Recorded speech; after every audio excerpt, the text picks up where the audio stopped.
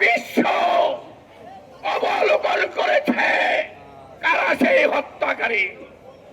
অত্যন্ত দুঃখের সাথে বলতে চাই, ওই তাদেরকে মামলা থেকে বাদ দিয়ে অন্যত নিরীহ ওই সুপরিকল্পিত নিরীহ বিএনপির কর্মীদের বিরুদ্ধে মামলা দায়ের করা হয়েছে। আমরা তার তীব্র বিরোধিতা করছি।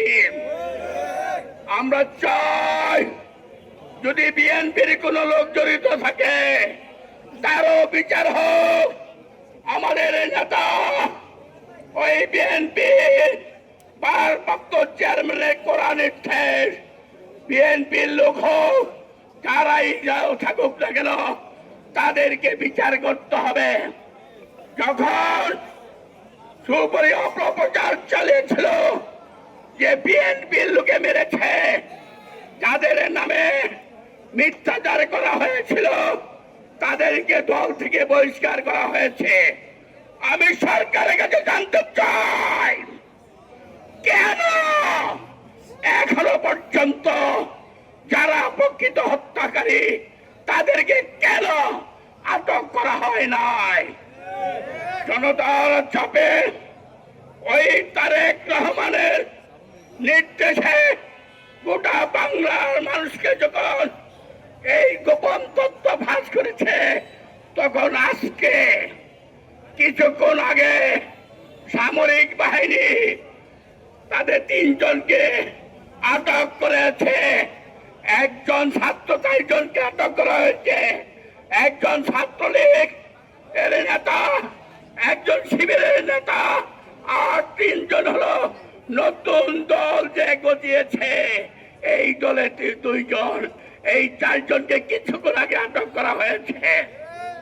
তাছাড়া আপনারা জানেন মসজিদ মন্দির যার সম্প্রদায়ের জন্য একটা পবিত্র প্রতিষ্ঠান, ওই কুমিল্লা চাঁদপুরে মসজিদে ইমাম সাহেব নামাজরত অবস্থায় শিবির কর্মীরা গিয়ে তাকে কুপিয়ে হত্যা করার জন্য চেষ্টা করেছিল।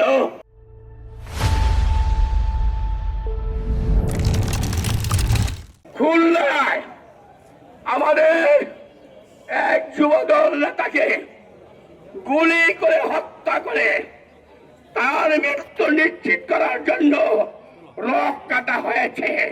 কে সেই রক কাটার পার্টি? এই দেশবাসী জানে। আপনাদের কাছে অনুরোধ, এই খেলা বন্ধ করুন। 71 সালে খেলেছিলেন, এদেশের মানুষের সাথে পারেন নাই।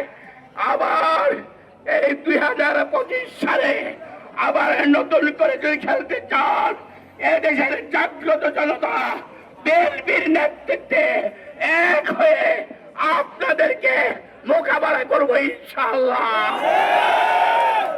আসল কথা খুন খারাপি নয়, আসল কথা হলো এই নির্বাচনকে বানচাল করার জন্য, এই নির্বাচনকে পিছিয়ে দেওয়ার জন্য এই ধরনের ঘটনা ঘটানো হচ্ছে।